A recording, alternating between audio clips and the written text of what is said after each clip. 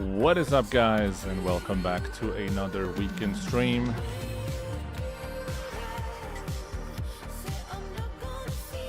This is Fernando, also known as JNandez, and we're going to jump into multi-street training here. PLO Trainer, PLO Mastermind in a second. Reviewing some hands as well that I've played in the most recent times. Maybe we're going to do some heads up as well.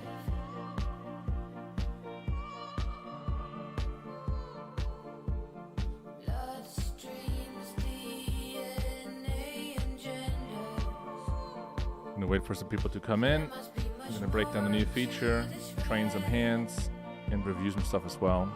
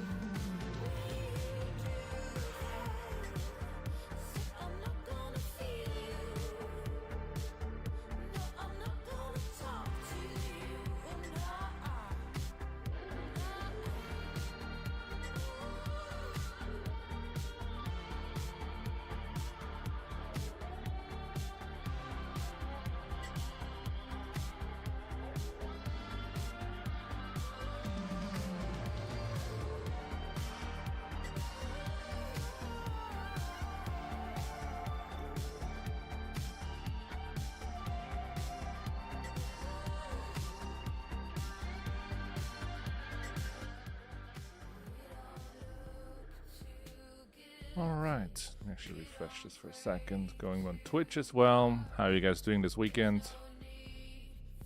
If you just started tuning in, we're going to do some multi-street training, a new feature we released yesterday in the PLO Mastermind. It allows you to train a hand from start to finish.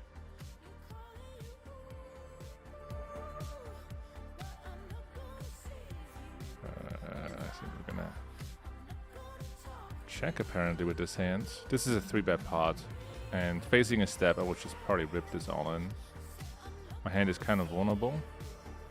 The solver wants to call. Alright.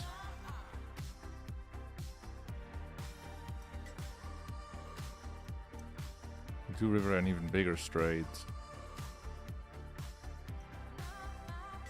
I'm gonna go for third. Oh, my opponent's supposed to stab the flop with Jack 10, 9, 7 with a 10 of hearts.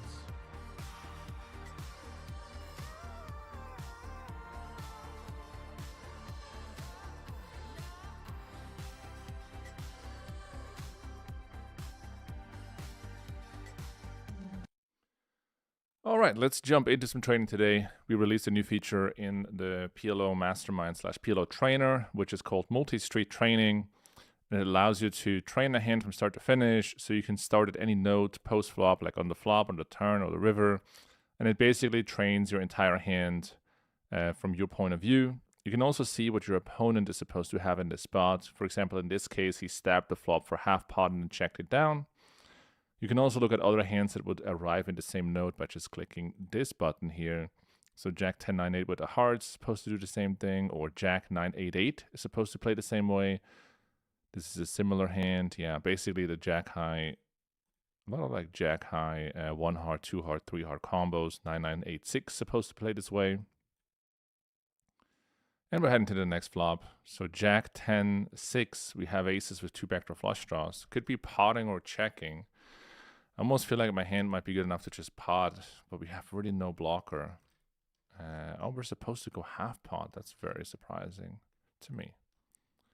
We're obviously never folding this hand with 2 backdoor flush draws, so we bet half. Our opponent calls. Very static turn here on a queen. I mean, it does feel like we probably want to continue. What's going on here? Hello, Mr. Usain.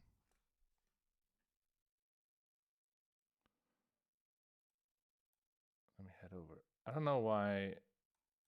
Maybe I need to like re-log in. Let's try that.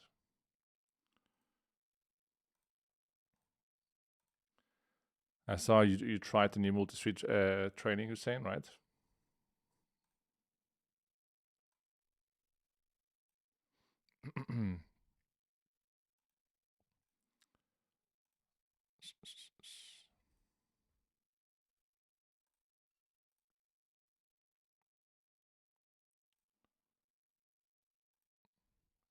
This.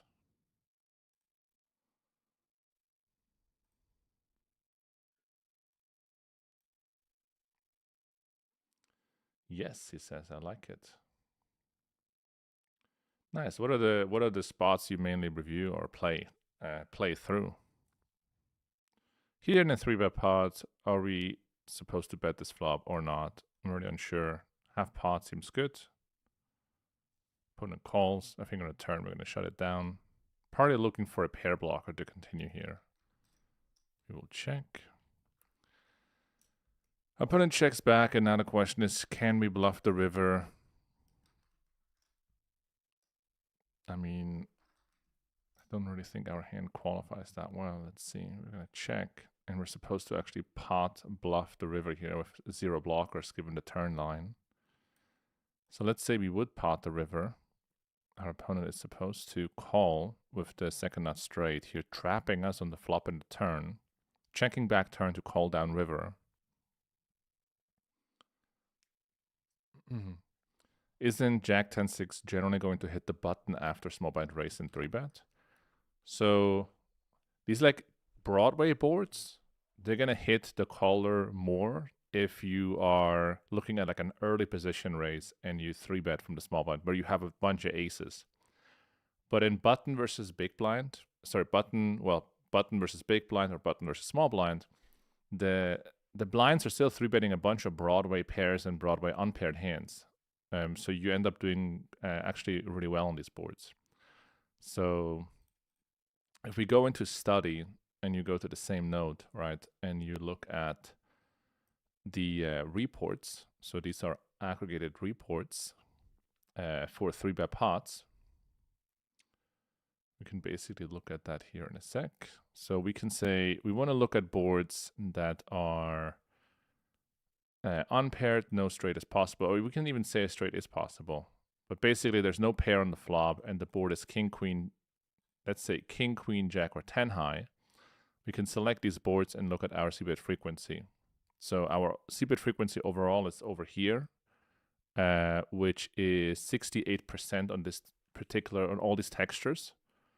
And you can sort that and say which boards are the worst for the 3-better or have to be checked most often. It's the 10 high boards. If we actually remove the 10 high boards, I'm not really sure why I put them in the report here.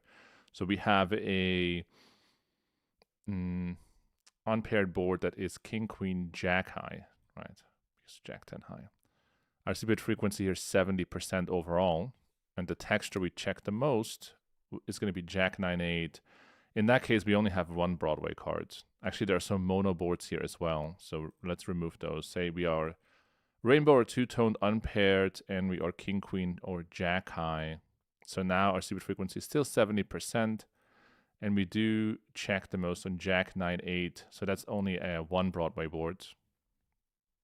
But especially if we look at 2 Broadways. So let's say we would have, again, this. And we have king, queen, or jack high, but we do need king, queen, king, jack, queen, jack, queen 10, or jack 10, right? It needs to be one of these boards. Our c-bet frequency is 72%, and we do check the most on queen, jack 9, jack 10, 9. So yeah, jack 10, 9 rainbow actually is a majority check. I guess when the board already builds a straight, we are playing a bit more passive. I would imagine we have a lot of equity on this board, but the board is very dry or static. Let's see.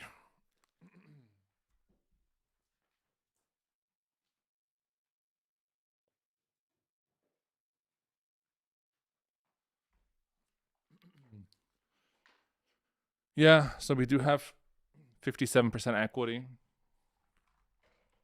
And we also have the best hands more often than the button. But because the board is so static, I guess like there's no rush in getting like chips into the middle. And There are a bunch of hands here that are not like super excited building the pot.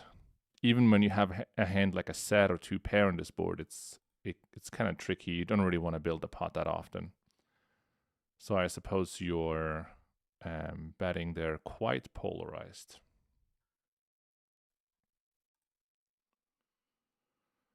Okay, so next spot. I used the 15-second timer. Let me actually remove that because so that way we have a bit more time.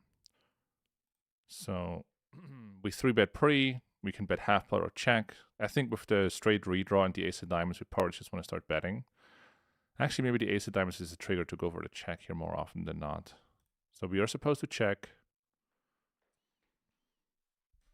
Opponent checks back. Obviously, at this point, we want to start betting. Opponent calls and the river pairs the 8. So we can go 1/3 or pot. So 2 flush draws bricked. I mean, we don't block any of the boats, but we also don't block the jack. Or a hand like, you could still have a hand like kings, for example, that could call the river against block. So I would generally think my hand is good enough for a value bet, but we don't want to go pot. But who knows? Maybe the solver decides to like check this hand to check call. Yeah, we are supposed to check. And I'm going to open this study mode here in a second. So we are supposed to check. And now we're facing a pot size bet.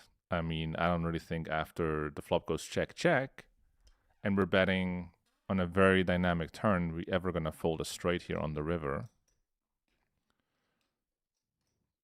I mean, it is kind of weird. We have a spade and we have a diamond, which is not ideal.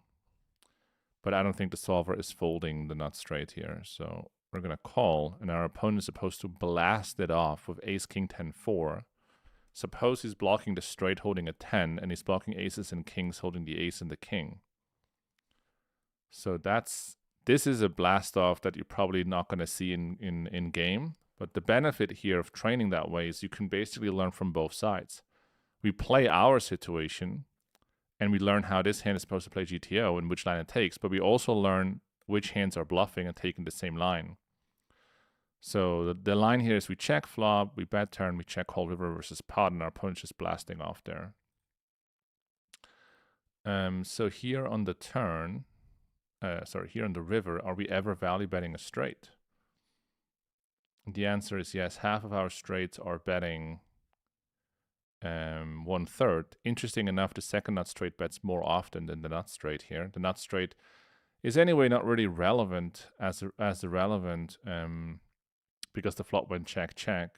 So maybe when we have the second nut straight, when we have the nut straight, we might want to check because he can bet the second nut straight. But when we have the second nut straight, we're maybe more interested in betting. And as far as queen 10 is concerned, without a jack, without a 9, without an 8, without a deuce, we can block or check. It is a majority check though, especially when we have an ace and a king. And I mean, our opponent is supposed to blast off there, so that's interesting. We can also click this little button here, which is show another villain hand. And basically it switches the hand your opponent has here into another hand that would arrive in the same node. So take the same line. So we click this button and you see ace 995. So ace 995, check back the flop with a set, no redraw, call turn pot river, quad 8s, check back the flop with bottom set, call turn blast river, and then king 8-5 deuce. Yeah, check back flop, call turn blast river. A lot of these hands are quite intuitive. The hand we just saw there. Here we have ace 8-7 deuce. Yeah, check back, call turn. I guess on the turn he has a gutter as well with 7-8. Pot river. This is the hand we saw. And then if we want to find some more bluffs, we can also click on this button over here. And filter for 2 pairs. Let's go to the button here. What is the button blasting into us here? So on the right-hand side, I mean, he's still supposed to have queen, queen, jack, or jack 10, 9. Yeah, these hands make sense. They don't really like getting check jammed on the flop or building that big.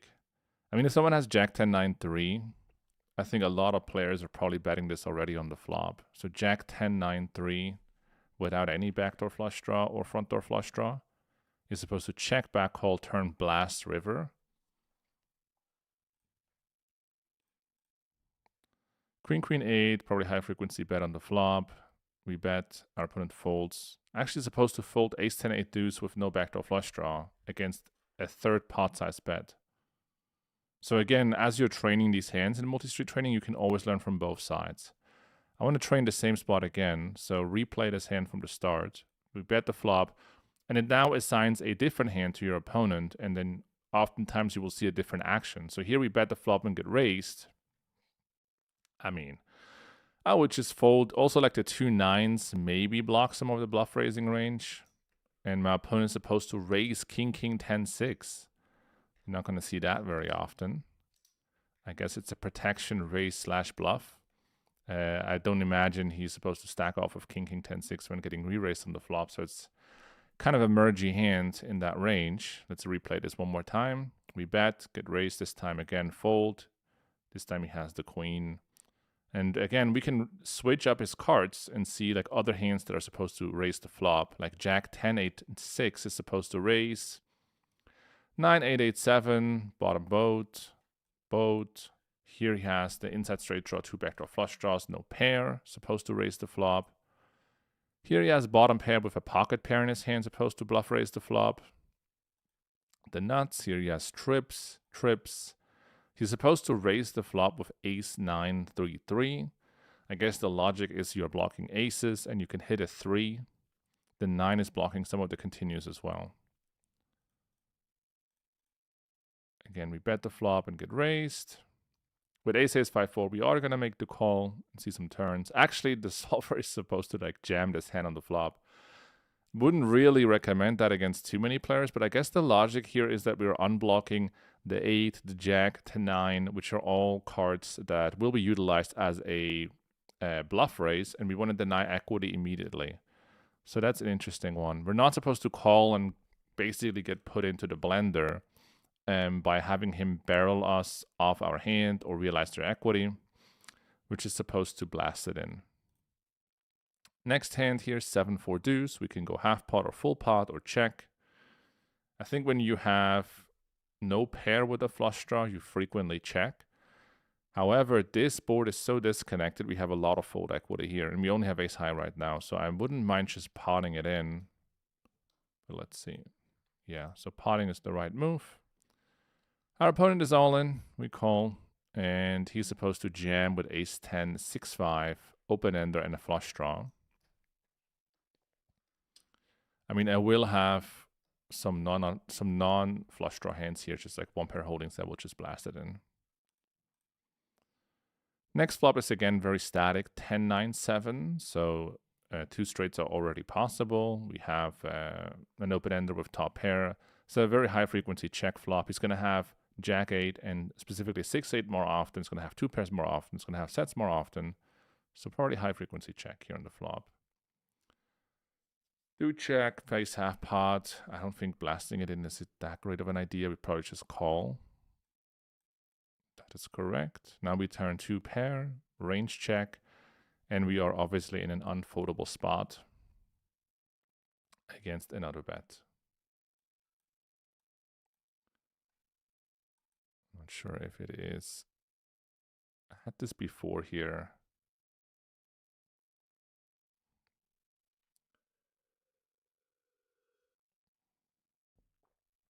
That shall not be named. No, we have no intentions of adjusting any prices, but we do have a summer sale going on.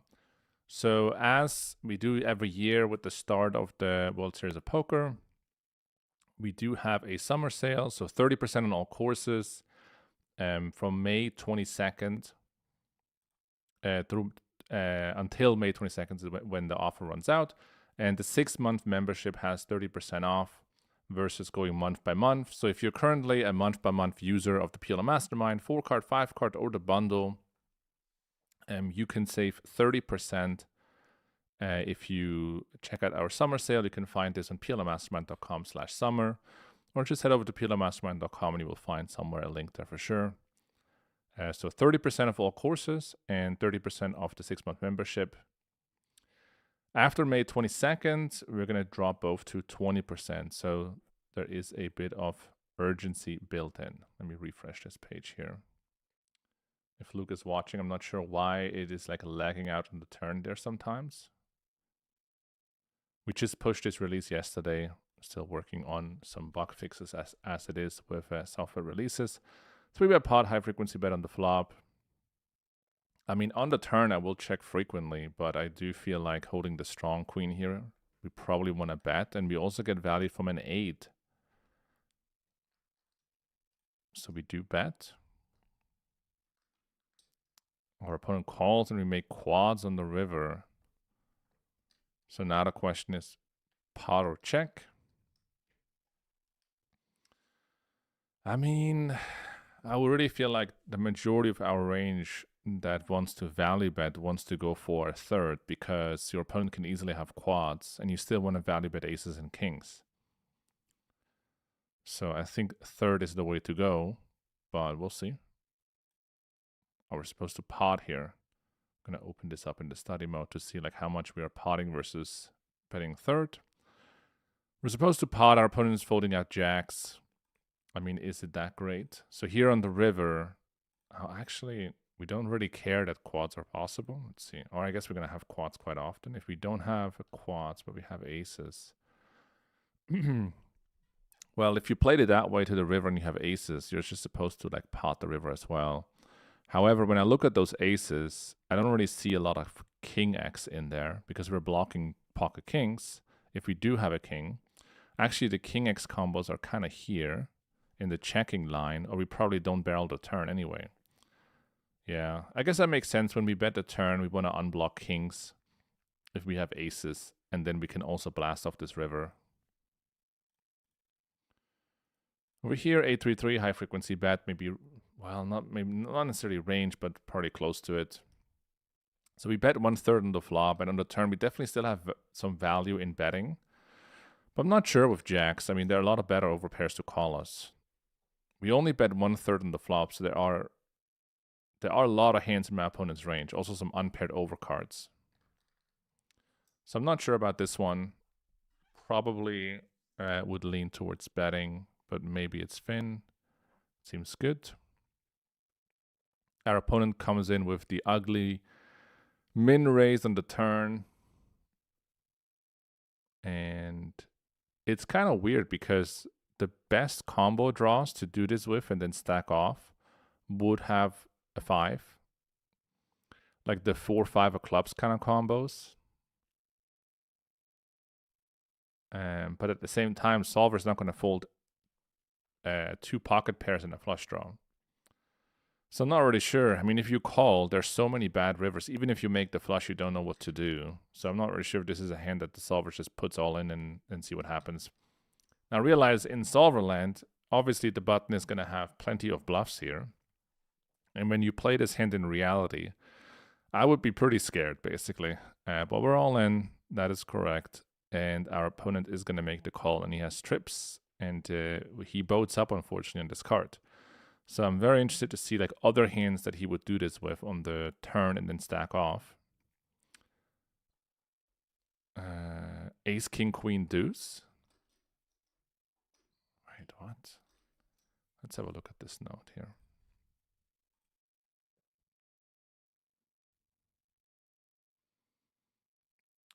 So on the turn, my opponent goes for a small raise.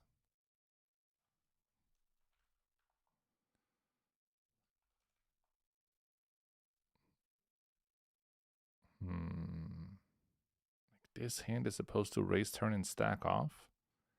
That's definitely a crazy combo. You're not going to see that very often. So let's say we see the raise.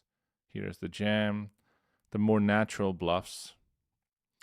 A lot of ace of clubs is in there, it looks like. You blocked enough flush draw and you blocked the aces and the kings. So basically floating the flop and then raising the turn, blocking the top of your opponent's range. basically our opponent holding aces or kings or the nut flush draw or a combination of such.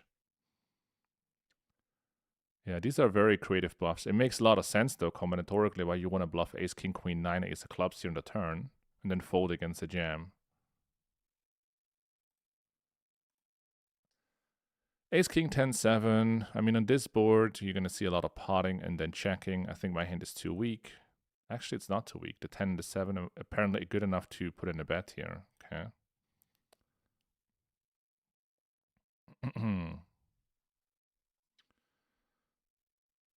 So we get called on the flop. Top card pairs. Objective of betting would be to fold out an 8, a 6, the straight draws. It's not ideal that we have a 10 or a 7, but after all, we only have ace high. So maybe we just want to bet.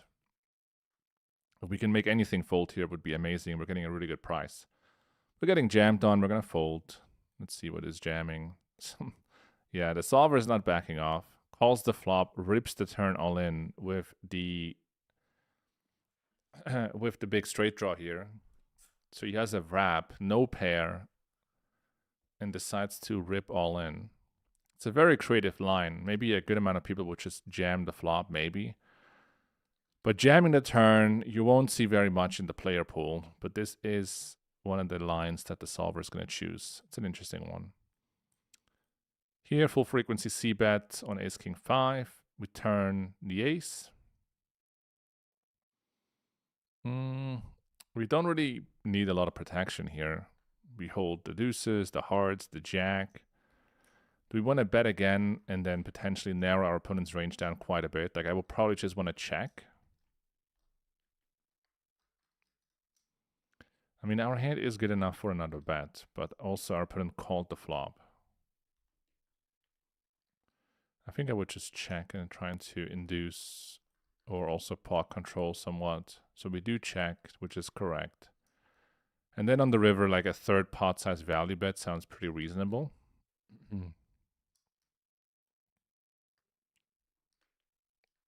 Opponent calls. Interesting. Our opponent's supposed to call this one, like not bluff turn and hero call river. Next hand, here we have a nut gut shot and a couple of overcards. It's kind of a weird one because if we check and face a bet, I suppose we cannot really call. So maybe betting is a good way to realize our equity.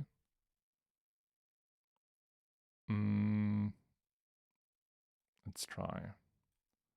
No, we're supposed to check. Our opponent is gonna stab. So what now? I guess we just gotta fold, right? No, we're gonna call this hand. Let me retry this exact note. So if we call for 2.8 big blinds, see how this hand is gonna continue playing. Range check turn, obviously.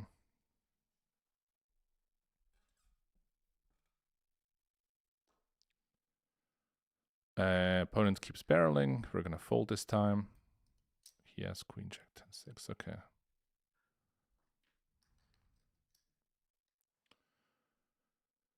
It may be cosmetic, but I think the moves, like the pot bets plus EV moves, should be in green, while the folds or small percentage plays should be in red. You mean when you see the, like at which point? Let me do one hand to see.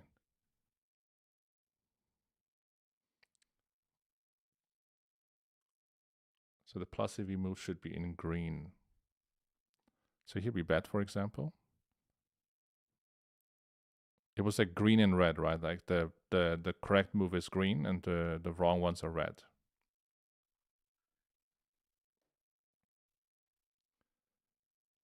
Do you think people are even floating on the flop with the ace of clubs? Well, the flop is 8-3-3, and you have like 3 or 4 overcards against a third pot-sized bet. So you're just like calling because you can hit pairs and you have a lot of equity and could easily have the best hand even. So I guess it depends on which level you're talking about, but at mid or high stakes, people are certainly calling 1/3 on the flop on like 8-3-3 if they have like ace, king, queen, 9. Here we bet the flop. I think we're just going to keep betting, trying to extract value with our straight. Our opponent folds. Here we have bottom set. I mean, I would think the flop is like a very high frequency bet anyway, so I don't really think we're going to find too many checks, but maybe this could be one. Yeah, this is one of them. How often do we check here on the flop? Let's have a quick look. So king, queen, jack, we do actually check 40%. So it's not as an aggressive of a spot. I'm going to replay the situation. We check the flop. It goes check through. So basically now we have the green light to start value betting. No, I guess we blocked too much off the board. Let's retry the same note. We check. And then the river is a king. Well, it's time to get some value, I would imagine. Are we potting now?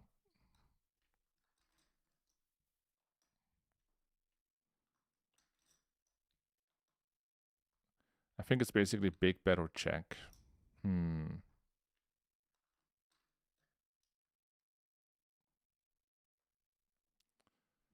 don't know. It's a tough one. Let's see with pot. Actually, it is actually a block size bet. Let's try that again. I guess we lose the min against queen's full. Here we check. 3-bet pot still. Our opponent bets half. We have an easy fold. Flop the nuts. Nice hand. 3-bet pot on jack 5-3. Probably just betting 1/3, blocking some of the continues.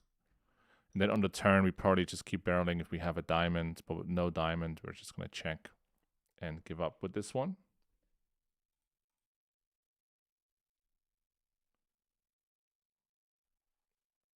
It might only show turn raise and not further. Yeah, I don't know. In this particular turn node, we do seem to have this like bug. I'm sure we're going to fix it very quick, but it doesn't continue here from this point, basically. So we're going to refresh this and get to another one. Let me also pull up some hands that I played recently so we can also review some situations. I'm going to start the king river never pot on that line. Oh, so it's a pure block if we bet. Here we bet. Oh, we do check actually with this hand. I guess we can check call. Let me start a poll here on YouTube asking if you want to see heads up hands or review.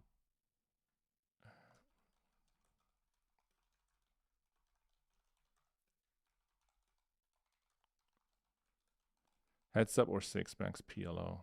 So started a poll on YouTube. You can click there. Do you want to see heads up PLO hands or 6-max PLO hands that I've played recently to review?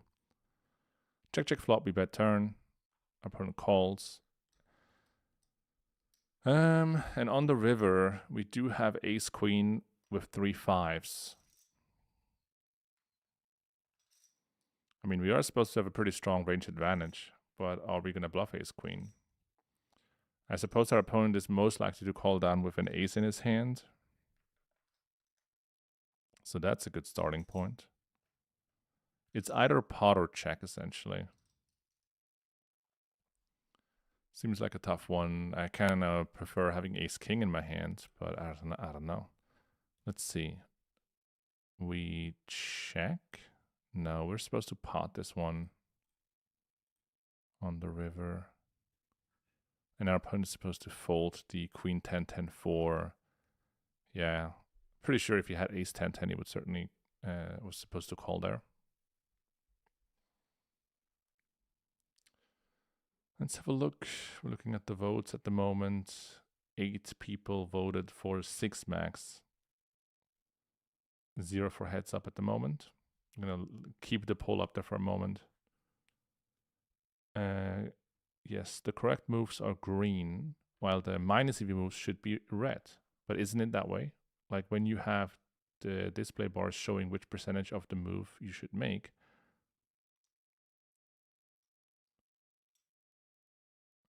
Well, the incorrect options are always red, right? Like say you're on the river here, Oh, we already played this hand. Well, let's see here on the flop. If I were to play bet, which is the incorrect option, it shows in red. And then in green, it shows the correct option.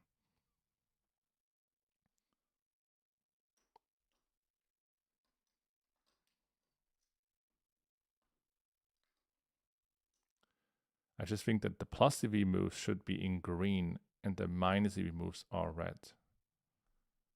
I'm a little bit confused because this is the minus, like this is the not GTO move, which is a red, and then the correct move is a green, right? So if we retry this, this is supposed to be a check. Our opponent is supposed to bet here, okay? We're gonna call. Turn is a king, I imagine, which is check. Like no leading range here. It seems like we're stuck here again in the same thing. That is a bit unfortunate. Maybe it's easier if you just tell me like what change do you want to see there. 987, rainbow, probably like very high frequency check. We block also a lot of the continues by holding 2 pair in a straight and 2 backdoor flush draws. Although maybe it's one of those that's like so strong we start when building a pot. I mean, in reality, I would probably just check my entire range on this flop. So we do check. And the turn is an ace. So now half pot. Actually, we're going to go larger after it goes check, check. We're going to go and bet. I mean, on the turn, we basically have the nuts with 10-6 once he checks back on the flop. But the river changes things quite a bit. Well, I mean, does it? We have a jack high straight now. And the only hand that beats us is queen 10. Queen 10 is very unlikely to call the turn, given the sizing we chose. But that being said, I don't really think it's a spot where we can value bet like that large, but maybe we can. I guess, what kind of bluffs do we have here? I guess we want to have a 10 or a queen. I mean, if I were to play this hand in reality, I would go for 1/3 river here. And that is actually correct. And he goes all in. Oh my god. I mean, this is the solver. The solver is going to find some crazy bluffs here, I suppose. So he calls a large turn bet and then jams the river. I mean, this is sort of a crazy spot where you lose your mind when you play this in reality. Oh, man. So we don't have the nuts. But what would be the logic to call? I guess we're trying to minimize how often he has queen 10, or we're trying to increase the amount of the times he has a hand like 2 queens or some queen X hand, like ace, king, queen, ace, king, queen, queen, or like ace. And we don't have the ace, which is kind of nice because he's going to have like ace, queen, queen in some capacity, I suppose. I don't think he has ace 10 10, which is bet the flop. This is a hell of a headache spot. I do think the solver might actually call this hand because we don't have the ace. In some weird logic that makes sense to me. The thing is though, when he has queen 10, he probably has like ace, queen 10 something. So if he has queen 10, he probably has an ace as well. I wouldn't even know like what blockers could he even have that call the turn and rip the river as a bluff. It's a very confusing spot. I would just be, in real game, I would probably just be folding. And I think actually not having the ace is not that good. We're just going to fold. And the solver would stack off here. It's a very big blunder, actually. It's a very big blunder. Let's retry that and call. Oh my god. Yeah, so the solver just bluff jams all in with the queen. It's very hard for the solver to have the perfect bluff here, like 2 queens. So it looks like whenever he does have a queen, he's just going to blast it all in.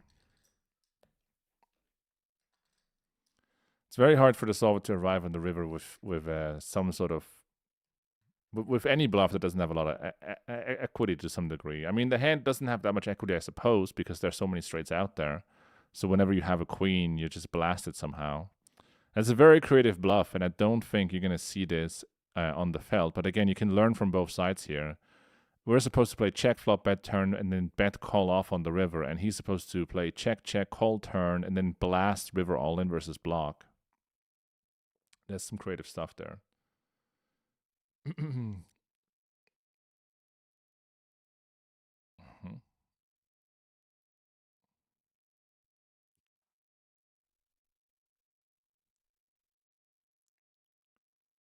What are your thoughts on no coin patches at WSOP? Oh, really? But you're not allowed to wear coin patches at WSOP? Oh, that's interesting. Where did you read that, or what's the reason for it? A competition?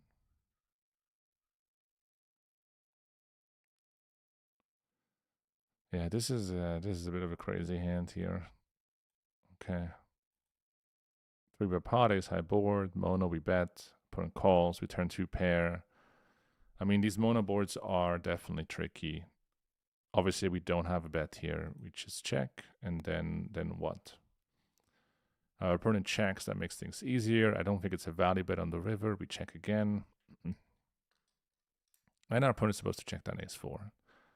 I do want to replay this hand because I feel like there's a bunch of weird stuff that happens here. So for example, this one, we bet flop and get called. I mean, after our hand, I think it's just too strong to start betting. So we just check. He checks. Okay. We check the river. And he has the 8. So he calls the flop of jack, jack, 8, 7. That makes sense. Let's play the same hand one more time. Okay, so now this is a pretty bad situation. But I guess at the end of the day, we have such bad blockers. It really never becomes the kind of hand that you want to blast off in whatever capacity. Here in the turn, we're stuck again in some ways. So let me filter for some 6-max hands then that we have to get an idea. I mean, there are different situations you can filter for. I have your 75,000 hands to work through. So the poll is pretty clear. You want to see 6-max stuff. Let me start a new poll and ask you which node or which spot you want to review. Oh. And I think what's interesting is, so 3-bet pots, out of position, in position, we have single raise pots, turn, river play. What else could be part of it? Well, let's start with that. Do you want to see 3-bet pots, or do you want to see single raise pots, turn, river play?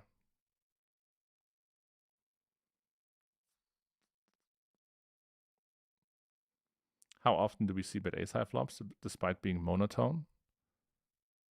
That's a good question. So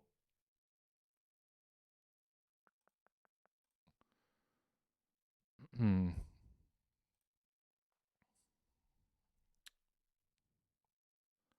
go into the reports and let's just filter for monotone ace high boards. So you say monotone ace high, right? So these are all the ace high monotone boards. Our c-bet frequency is 87%. And we're also betting very small, right? We're only betting 1/5 of the pot. So we're using a 20% sizing and we're betting 87% of the boards. Highest check frequency will be on ace, king, queen. I guess when the ace, the king, and the queen of spades are already out there, we're not going to have as many flushes. And on this board, we don't need as much protection. Ace, king, jack, same story. And then the low ones. Ace, 5, 3, ace, 4, 2s. Yeah. I guess that makes a ton of sense.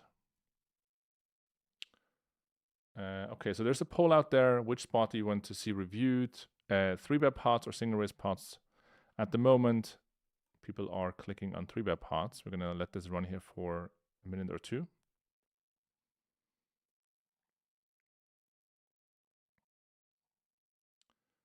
So WSOP had a rule change about patches. You need to be pre-approved. I mean,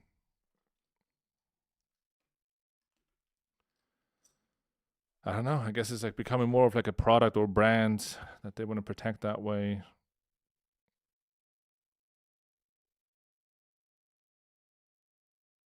I think it's like whatever.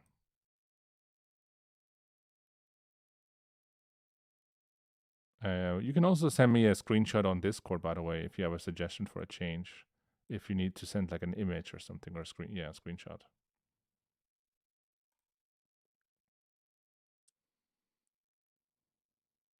Maybe the viewer is colorblind. No, I'm pretty sure he has some good point. I just don't understand which one exactly. So it's probably going to be 3-bet pots. Use the poll here on YouTube. Which spot do you want to be reviewed or have reviewed? 3-bet pots or single raise pots? If it is 3-bet pots, then I would just use like some sort of filter where we're not playing heads up PLO. We're playing 6 max and we are in the small or the big blind. And the opponent's RFI position was in another spot, and we did 3-bet out of position. And we faced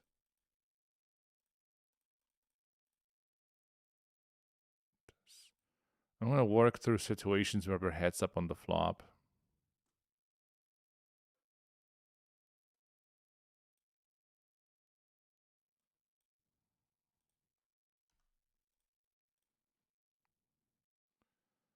I used too many filters. Let's see what's wrong.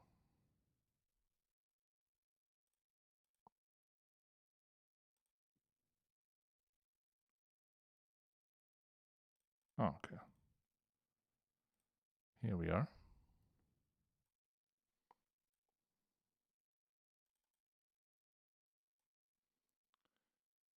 And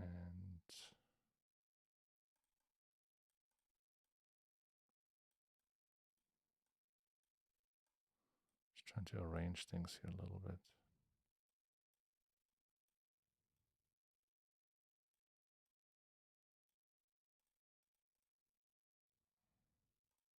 Don't even need it out.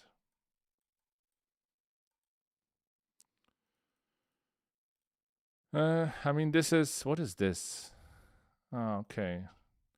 Now I realized actually, I played this hand yesterday. What is this? 5-10 and on coin poker. And I actually thought this guy limped on the button, and that's why I ISO raised. And I wasn't even aware that I raised a min raise. Okay. I think this hand is not too interesting. Move on to the next one. Here, button opens with 3-bet queen, queen, jack, 9. He calls. Yeah. I mean, this is a spot where we're very deep. So if we go to big blinds, I mean, we're starting off 200 big blinds deep. Queen, queen, jack, 9 against the button open. I assume like we're still 3-betting pre-flop like I did. But let's see. If we look at a 200 big blind pre-flop solution. Queen, queen, jack, 9. So queen, queen, jack, 9 is still a 3-bet, 200 big blinds deep out of position. And there is a big difference between being deep and not being as deep in a 3-bet pot. Like 8-6 deuce. If we would be 100 big blinds deep to start, I mean, my hand is very strong. And we have to choose between potting or betting half. Or we can just bet like 2/3 only. But essentially at 100 big blinds, I would be quite excited to start betting and getting the money in. And at 200 big blinds, we need to check way more often and be really careful with nuttiness and the way the hand is going to develop. So I assume I check, and this guy checks. The turn is really bad for my range. So check, check. Oh, he bets. He bets small. I kind of think he should probably bet bigger to apply more pressure to my over pairs, like 1-pair holdings. So we call, and then on the river 8, he blasts and bets 40 big blinds. And I mean, I think that you want to search for like a pair blocker, straight draw blocker in combination. My hand is like really not that. So I think folding here is pretty natural. But let's start off with the flop and look into 3-bet pot, small bet versus button. We're going to start off with 100 big blinds, right? And so here the flop is 8-6 deuce, two-toned. Something along the lines of that. And if we use a single bet size solution, let's see, queen, queen, jack, 9. With spades, I mean, we can't really go wrong. It looks like the EV difference is very minimal. We can bet, we can check. If we do check, I think check raising is a great line here, just getting it in on the flop. You don't really want to see turns and rivers. And now we can basically compare this in the secondary tap with a deep stack situation. So 3-bet pot, yes. But what if you are 200 big blinds deep?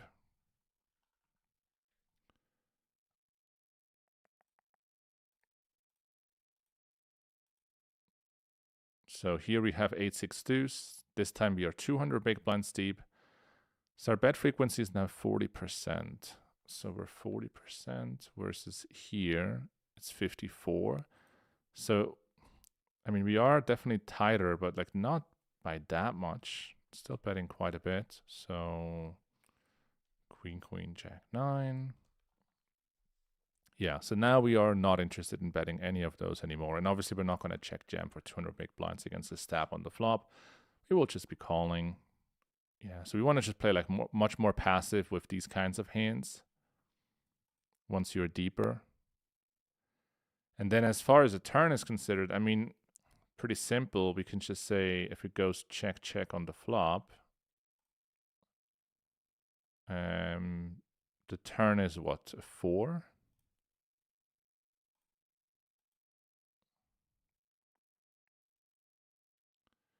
Yeah, so obviously we check like a lot.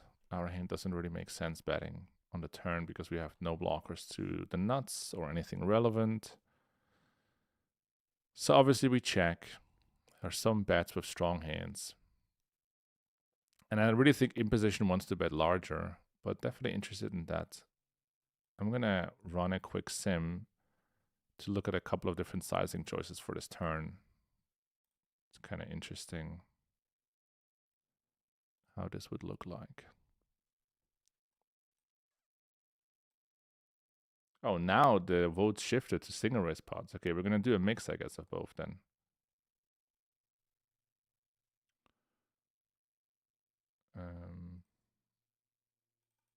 Okay.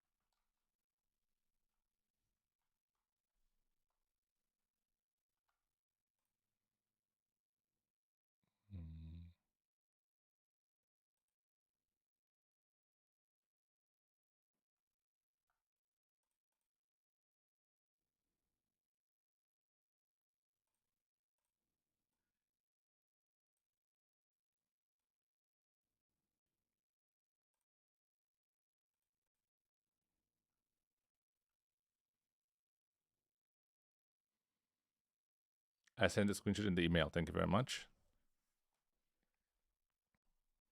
Just going to run this for a second. And let me catch a coffee. I'm still like in wake up mode here.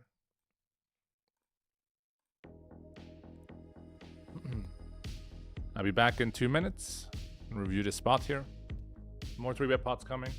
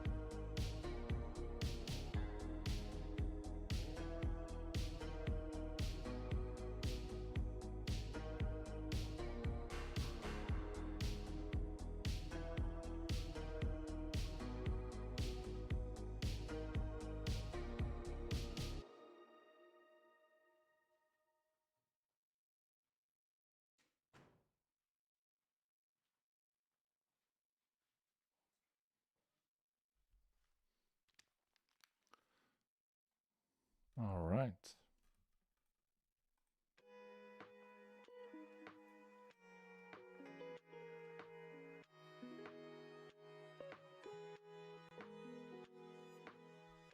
I often play deep with very high preflop raise 3-bit frequency. I mean, the first pointer is you want to be careful building pots out of position. And then other than that, I mean, there are different approaches you can take when you're deep. Like either you want to bet smaller when you're out of position to not blow the pot that big, or check more often. Probably a combination of both.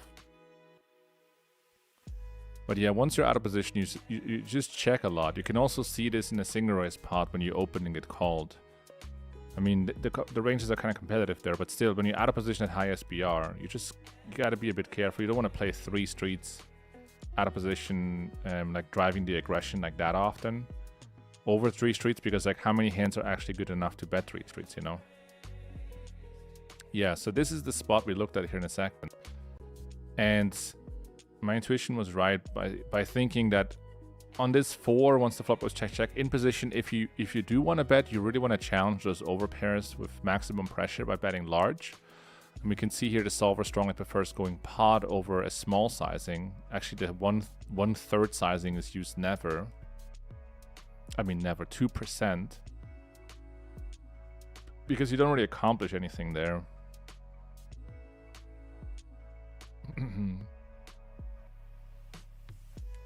I mean, if we do go down this node and the river's an 8 and are put in pots, I mean, you can fold quite a few hands.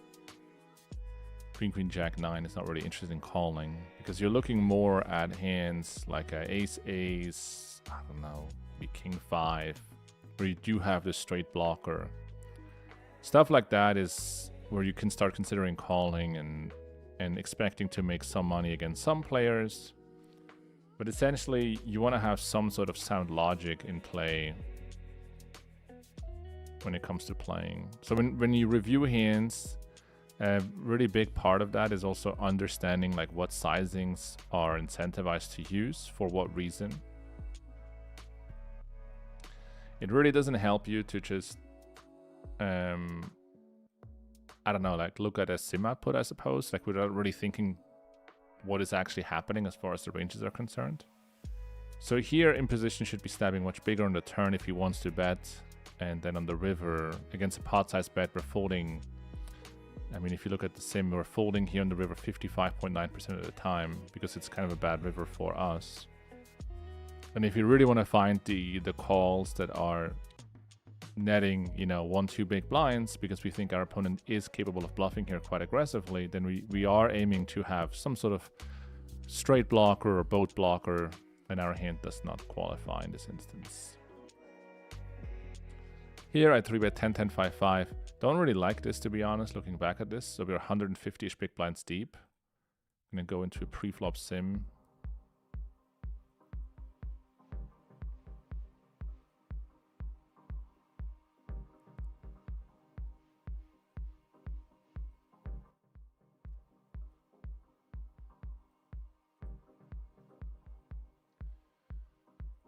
I mean, when you're deep, you can be quite aggressive with certain pocket pairs, like 10-10-5-5 double, for example, is going to be a 3-bet.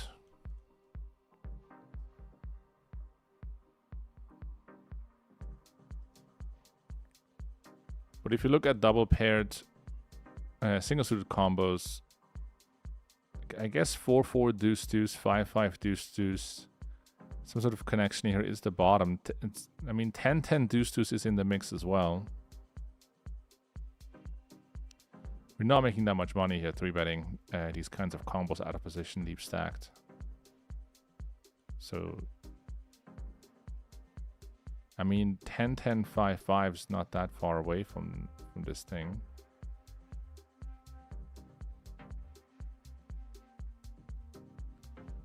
So it's not horrible, but it's a little bit wide. We flop bottom set on Jack 7-5. It's kind of the same story. I'm not really looking to build a pot just now, and like the majority of my range just wants to check. So we check and our opponent checks back. Turn is a queen. So like B70, B66 is fine. It's kind of interesting with my hand because if we do bet B75 on the turn and he pots, it is actually not a good spot. On the flip side, if we bet and get called, it's a very good spot. We have tens that block certain river outcomes, and we can hero call more aggressively or even value bet more aggressively. So this is a bit of a weird spot. I think in game I decided to bet, and I'm using B50. Don't really like that too much. It's not terrible, but I think probably prefer going larger. We get called, and the river is a 7 of diamonds, so we do make a boat. So obviously we have value here, and the question is, I basically only use 2 sizings, which is like B33 or B100. The majority of your boats want to bet pot. Now we have the worst boat possible, which is kind of weird, but also we are unblocking some hero calls like a queen jack or a queen x hand with a flush. So it's kind of interesting to go for a large bet sizing. It's just not the easiest to like find the right bluffs there, but I guess you can blast like several unpaired combos here if you do happen to arrive with them on the river. But that's a bit tricky, you know. It's a bit tricky because if we have aces, we can just check and just win a bunch of the times. So it's a very interesting spot. I decided to go B30 and he folds, but I would be interested in like basically every node here. So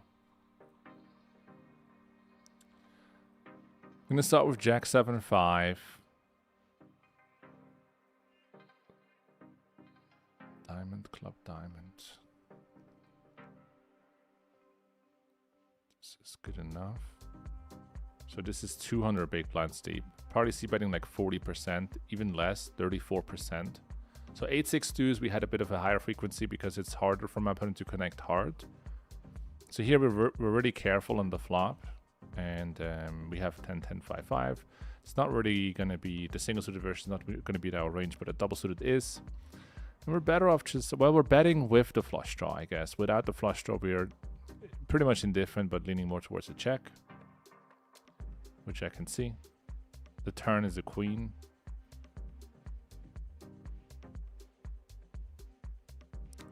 Yeah, so we're sizing up here. B75, I think, is a good one.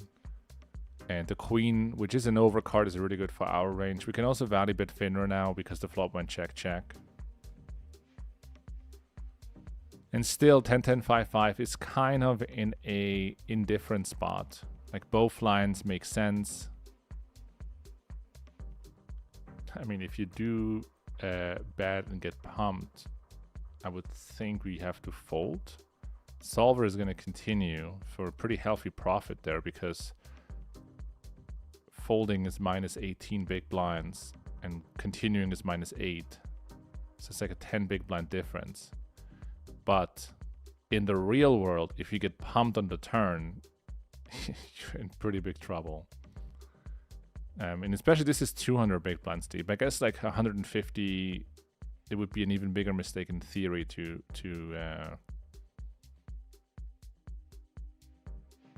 not bet. So I bet and get called though, and then the river is a 7.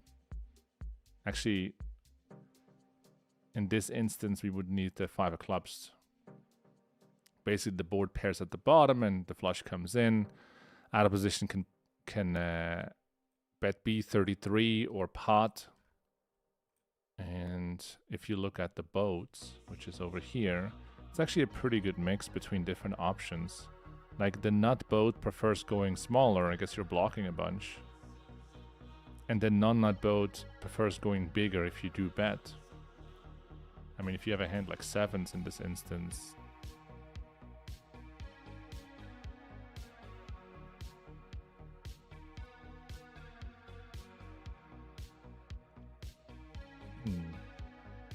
Would be interesting to see like what are even the bluffs in this spot. Like how high up in your range do you have to reach to start finding the bluffs?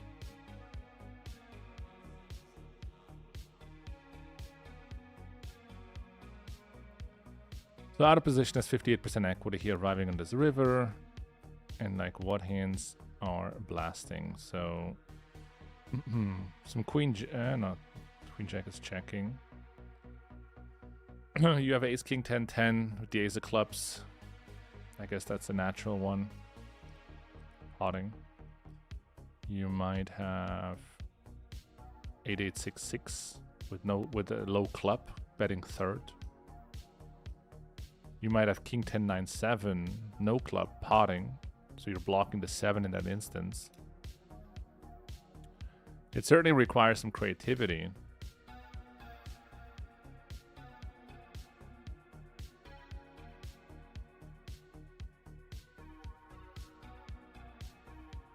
Ace of clubs, pair blocker. Middle pair blocker, no club. Just blasting. So like we still have, like arriving on this river, we're still gonna have some sort of like 8-6-7-5 combos that are just potting river. We're gonna have king 10-9. Like king, well, we're gonna have nut flush draw, second nut flush draw blocker that have no showdown, or maybe pocket tens or something. Like king 10-10-9, king of diamonds, like these combos, we have to really consider blasting the river with because we don't have as many bluffs. So looking back at this hand, pre-flop, don't really like the 3-bet, seems to be too aggressive. On the flop, we are better off checking, we're deep and we have no flush draw, backdoor flush draw. And then on the turn, we're still quite indifferent actually between betting and checking. It just kind of gets nasty once we bet and get raised. But if we do want to bet, we want to go larger. So I don't like my sizing just on the turn. You got to go bigger.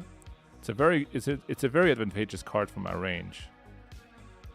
It's just that if we do bet this hand, it's not only the raise, but also like how many rivers can we really value bet out of position once we get called on the turn. There's so many rivers we cannot value bet.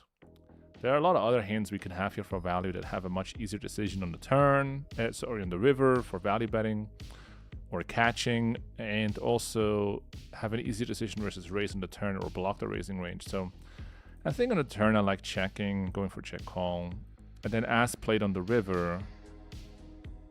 Oh yeah, what about the river? So we have a boat. We discussed a bit what kind of bluffs you want to find here. But as far as the value is concerned, like how big do you want to bet for a value? I mean, not having a diamond, not having a 7, queen or a jack is kind of nice because when we mega polarize and we go pot, like he's going to find some sort of queen X combo with a diamond and potentially call that hand. He's going to find some flushes, of course, and call those hands sometimes as well. So I kind of prefer just like the polarized bet. And like the solver would use something like 7s without a club, without a queen or a jack. Well, it's hard to have that hand pre, I guess, without a club. 7s. You get 7s. Hello. Check, check. Bet call. We are in this note. Yeah, no club. Yeah.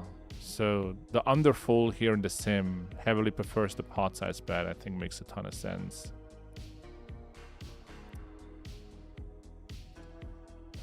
It's kind of important in the game to rewire your threshold for value bets like once you find the check in any line. So like in this case, the flop did go check check, and that changes the ranges a lot. And it means, especially in position, it just means that we have a ton of value here on the river.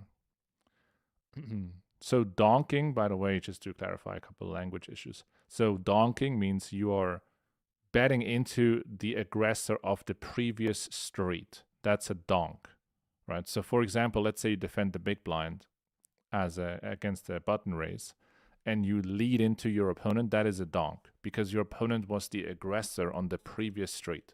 That's called a donk. This would not be a river donk because I was the aggressor on the turn, right? So we 3-bet pre, check, check. We bet the turn, he get called. And the river 7, if we bet again on the river, it's not a donk. It is either it's basically a follow through on the river. And the only sizings we have here is B30 or B33 and B100. And B30 basically means bet 30% of the pot. B100, bet 100% of the pot. And the idea is that your range is going to be split into like hands that have fin value and hands that have fig value. Fin value would be like king high flush, some of the ace high flushes that don't block any boats, queen high flush maybe. And the thick value would be boats and nut flushes that block boats. And so we have a boat, we should be potting the river. So don't really like the way I played the turn sizing or river sizing. I might choose like some of the sizings there exploitatively. This is also an annoying hand. I played this yesterday. So this is at 2K. So we 3-bet pre, which is standard. Bit more than 100 big blinds deep here. So queen 9-9, high frequency bet. I do like betting when I don't block the queen. Now the 2 jacks in my hand, I guess they are going to block some of the calls. Like we don't really hate the check, I suppose, because if he turns a king or an ace, we get some value that way. He's going to be dead like really often, and we don't need a lot of protections. It's a bit of a weird spot. Queen 9-9, we have a high bet frequency, but probably not range. So let's go to post flop.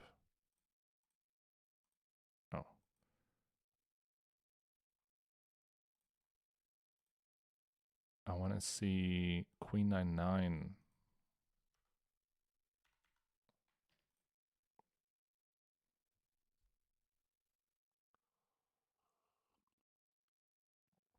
No, it's just too good of a board. We just bet basically range unless we have complete overkill or trash. But queen 9-9 is too strong in these two positions. If we go to the aggregated reports and we filter for paired boards, let's say rainbow paired boards for a second, just to get an idea like what kind of boards are we betting at full frequency. Our overall c-bet frequency for 1/3 is 80%. So paired boards to begin with is like we bet very often. And then when should we consider checking? Probably some like middling connected pairs, right? Actually, the king high, king jack, these are, I always forget these are high frequency checks, but then like 7-5-5. So basically Broadway pairs is something we got to be a bit careful about. And then some connected stuff like 7-6-6, 6-6-5, 5-5-3. But yeah, queen, like this kind of board, it's just a full frequency bet. And in this instance, let's see what happens here. So we bet and get called, and the turn is a 5. So like on the turn, basically, I think it's fine to play B30 or B33 only, because we're basically still value betting fin with like aces. We don't necessarily need to implement a larger size. You can go for stacks. It's just fine to go for small sizing. And so my hand, actually in hindsight, I think B33 is a good idea because we have a ton of hands to extract value from that would check behind. So there's the queen, the 2 kings, various combo draws. Yeah. I mean, I played this hand so bad, now I realize it. So I check, which again, don't really like this too much. And he takes the swing. But like if we do check, I think we just want to check raise all in with our hand for maximum protection and not go for the check calling route, given that there are so many bad rivers. So say the turn is the 5, introducing a flush draw. So you can see in our sim library, we're using 1/3 only. And a lot of hands can bet. So 70% can still bet on the turn. Check 9-7, for example. So jack 9-7, it can go either way, but like we probably are fine betting. I mean, there are a good amount of checks in there as well. So if we do check and face that step, yeah, just going to be all in. It's a nice hand to check raise all in. So we punted it because we called. We call basically trapping because I was thinking there are a lot of rivers I really like because I'm also blocking the straight draws. But this is like the worst river. We check and he pots. It actually doesn't pot if it's like 75% of the pot. And I really wanted to call because there are not that many value bets here. Like realistically, I think he would only bet the nut flush and then better. And there are a lot of pretty stiff blockers here, like just holding the queen, for example. But like, would he blast the queen on the turn? Seems kind of unnecessary. So it's a very weird spot. Like as played, if we look at this. Let's see.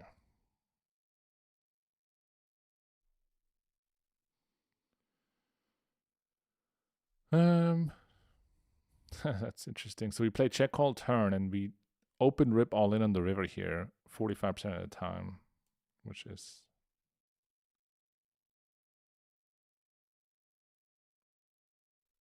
let's see.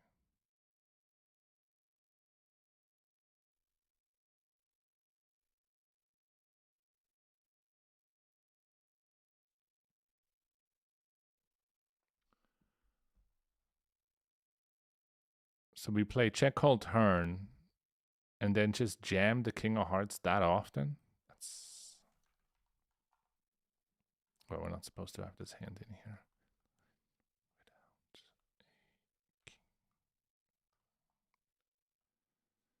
I mean, it's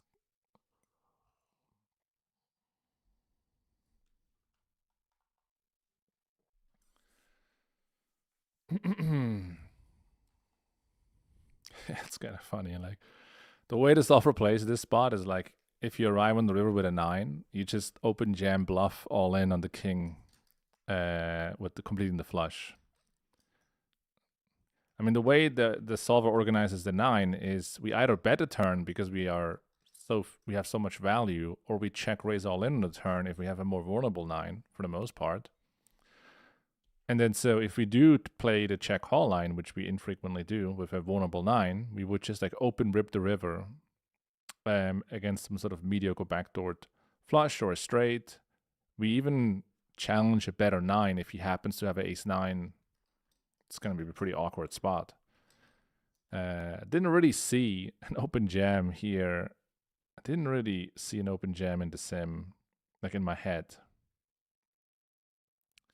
But yeah, recapping this hand, and like this is a good insight into like how I review hands. You know, I look at the sims obviously, but I'm also asking myself, what was I thinking, and what's the logic behind the situation. So range bet on the flop, and on the turn it's B30 or check. And my hand wants to bet because there's a ton of value. But if we do check the 9, it should be a less vulnerable 9, or it should be a hand, or it is a 9 we're going to rip.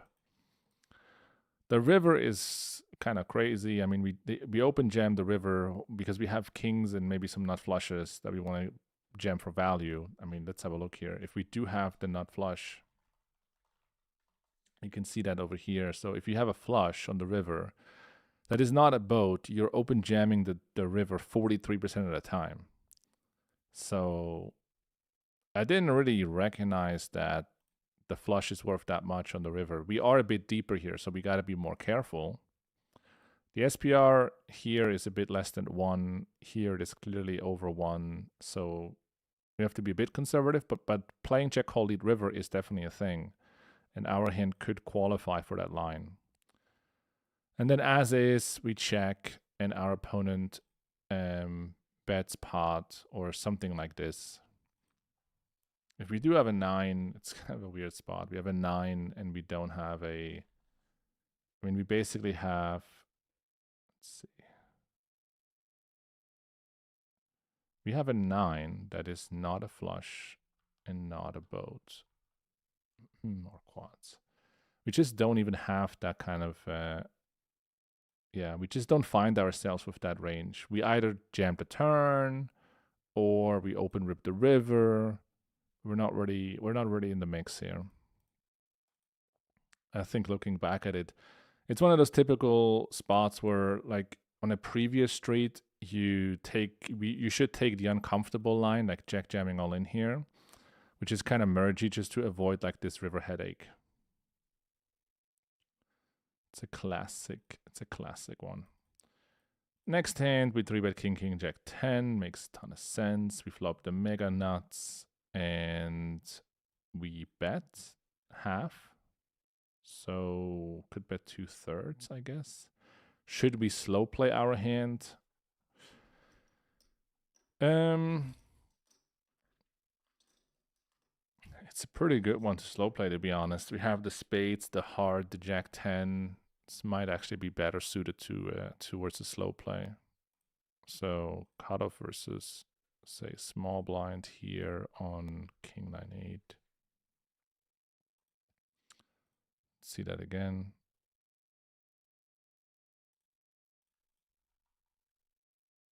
I want to see king 9-8. Let's try against button first of all. Okay. So king 9-8.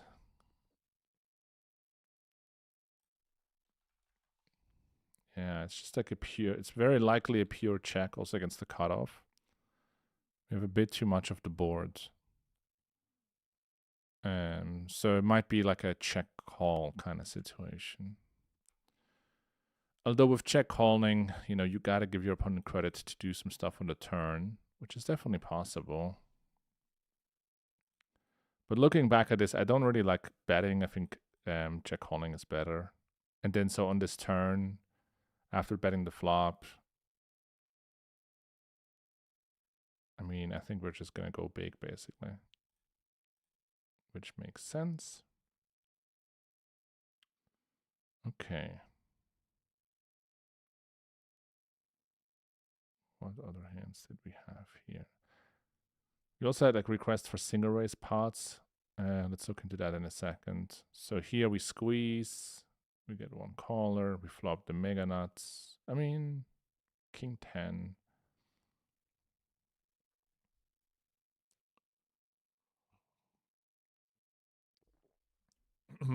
I mean, when you look at the flop, a lot of the decisions are also based around stack to pot ratio. Like this is a lot shallower than normal 3-bet pots. So you would merge, you know, more, and we probably don't check like that often. It's kind of weird. We have we not only have king 10, but we also have 10-8, so we do block the lower straight. But we also unblock a queen and a jack.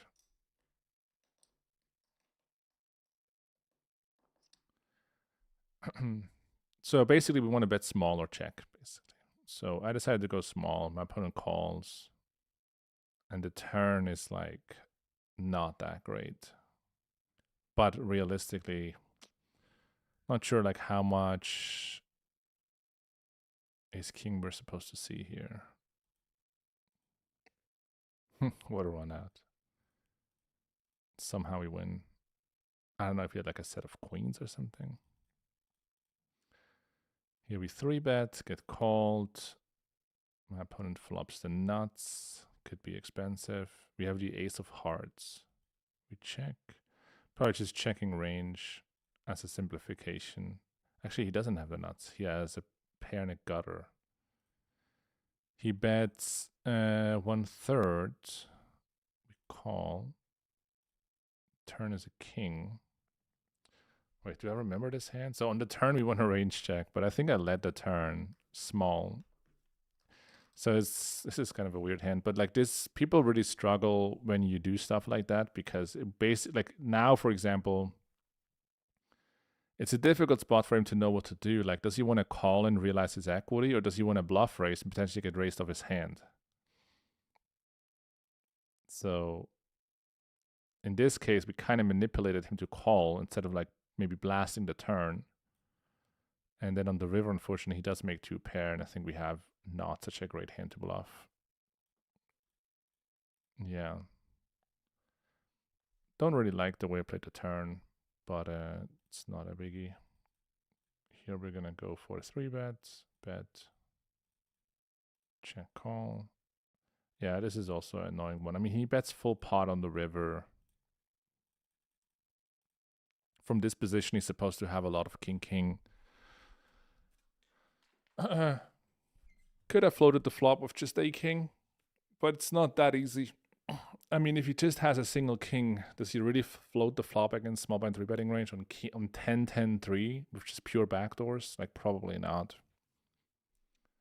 And then on the river, I have a 3, but it's almost irrelevant to have a 3 here. He's going to have king 10 or king king is what he's representing.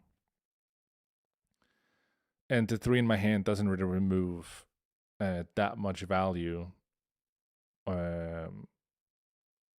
Or does anything to his bluffs, I think. So this seems reasonable.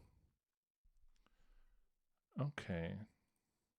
So another question was, or another thing that people want to practice is single raise pots. So one of the things that I looked into recently are more like scattered lines. For example, say you are in a single raise pot in the big blind and you want to think about how do you probe turns. So a probe bet is basically when the flop goes check, check, and you're the out of position player and you probe the turn. So you lead out on the turn.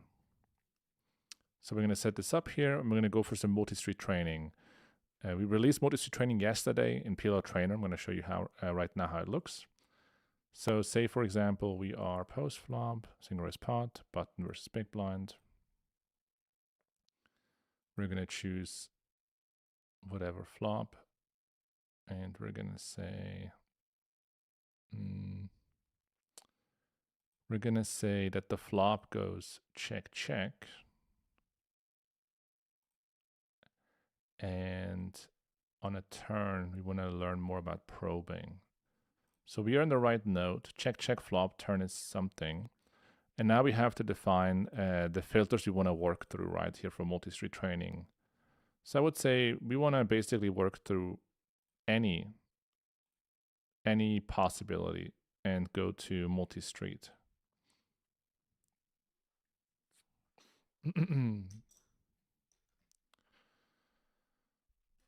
Okay. So once again, we have button versus big blind, and the flop goes check, check, and now we arrive on the turn. So when the flop goes check, check on ace jack 9 with 2 spades, and the turn brings in the spade, we want to use a 1/3 sizing here, and that is because we are interested in value betting wider. We can also value bet 2 pairs and sets and lower flushes, because our opponent has capped his range by checking back quite a bit on the flop. And the board is quite connected, right? So even if you have ace jack, you want to consider betting on the turn because you want to deny equity from all the straight draws. You could also get called by worse, by getting called by weaker 2 pair or those straight draws. So that's the idea behind betting 1/3. And if you look at population statistics, you will see that this turn is like heavily overfolded versus this B33 sizing. Essentially, your opponent will have to continue about 75% of their range, and people are folding here 40-50% of the time. So my hand has good properties. We do block some of the 2 pairs. We do have equity when getting called. We could blast the river holding a spade. And at the same time, our hand is not good enough to call a turn delay bet. So I think leading the turn here makes a lot of sense, and then reevaluating on the river what to do. So in this case, our opponent folds the king, queen, 5-4. So he did fold a bunch of equity, and that's basically the idea. If you replay this hand from the start, let's see if we can find ourselves in a spot where our opponent makes the call. Okay, so now our opponent makes the call, and the river is a 10. So now we have jack 10, and we could have the best hand, but our EV is very low. Our equity is very low with jack 10. So now we have to define a couple of bluffs, and essentially most of the bluffs we're going to be using will have a spade, and they don't have much showdown. I think jack 10 might just be a bit too strong, and the 7 of spades is not the most amazing blocker. I mean, when he checks back the flop, it's not like he has the king high flush that often. We're talking more about lower flushes for the most part that we're trying to remove. So 7 of spades is a pretty relevant card here to block those lower flushes that check back on the flop, like the low flush draws that check back on the flop and improves on the turn. I just doubt that the solver will turn a jack 10 into a bluff, but who knows? There are 3 straights possible that beat us, and there are better 2 pairs like ace 9, ace 10. There's king, queen, queen 8, 7, 8. There are some sets. So if I were to play this hand in reality, I would probably pot the river, but I could see how the solver might want to give up. We'll see. So check. Yeah, that's correct. Solver wants to give up, but I think it's a reasonable exploitative bet there. And against half pot on the river, we're going to fold. Or we're going to call. Well, we're not calling for much. I doubt it's going to be a profitable call. I suppose our opponent is supposed to show up with some kind of dry queen of spades hands. I mean, what? Let's see. Reveal the hand of villain. Oh my. Well, he has a straight, actually. That's kind of a nasty value bet here on the river. So you're supposed to value bet the 7-8 no spade blocker. I guess what speaks for it is that Jack 10 is supposed to call, but also if you have Ace Jack Queen, Ace 10 Queen with a spade, you're also hero calling here on the river. I just find it hard to find the right amount of bluffs for imposition, but obviously the solver will find bluffs here at the exact frequency it needs to. So I can just scroll through different hands here that my opponent will reach the same node with. So far we only see value, like where are the bluffs? It's also a straight, this is a straight, and here is a bluff. So our opponent is supposed to call turn, makes sense with queen, queen, 10, 6. He doesn't have a spade, but he's facing a 1/3 pot size bet, so he should understand that I'm also value betting sets in 2.5 pairs bluffs that he's beating, or as equity against. And then on the river, he has no showdown, and he's basically representing a straight, betting half pot. And I am supposed to hero call this hand, but this would have been a successful bluff against me personally because I would fold this hand. King, king, queen, 3. He's supposed to float the turn, bluff the river. Actually, has a straight, but he would have similar hands as opposed that don't have king, queen. Like this one, ace, king, 6, 3, floats the turn, bluffs the river. Straight. Here, he floats the turn, bluffs the river. Makes a lot of sense from a combo perspective. So these scattered lines, so like let's say it goes check, check on the flop, they're definitely understudied and they require a lot of nuance. On this turn here, really like betting. We unblock some of the 2-pair hands. And again, we're going to get called, as we saw before, by a bunch of hands that are drawing dead against us. So we do bet 1/3 and get called. And so on the river, when we have a lot of spades, like you're not a huge fan of betting large, generally speaking, because you're removing the one spade combos that will hero call you quite aggressively, and it's more likely your opponent has 0 spades in his hand and is only willing to call a small bet. So this could possibly be a small bet to induce a light call. We're not really sure of the exact mechanics there or heuristics.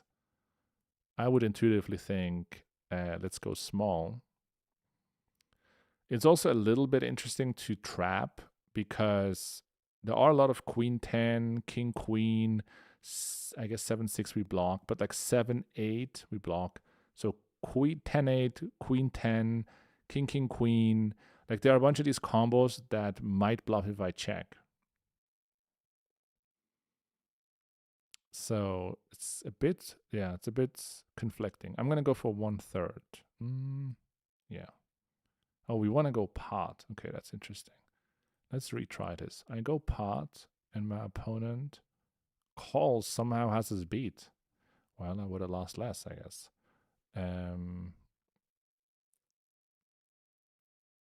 an interesting one.